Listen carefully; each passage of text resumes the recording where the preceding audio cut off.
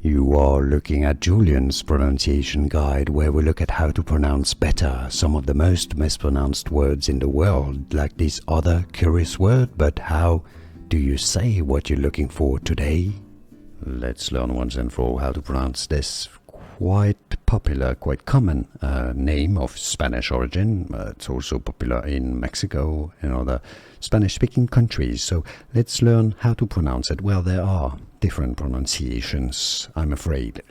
Now, in Spain, the original origin, let's say, in central Spain, the Z is pronounced like TH, so Diaz. Diaz, okay?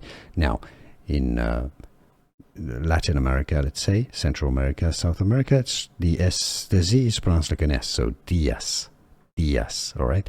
Now, in English, in the US in particular, it's sometimes pronounced as Diaz with a Z sound, like Cameron Diaz, okay? So, three different ways: Diaz, Diaz, or Diaz, depending on the origin of the person. But now, at least, you know.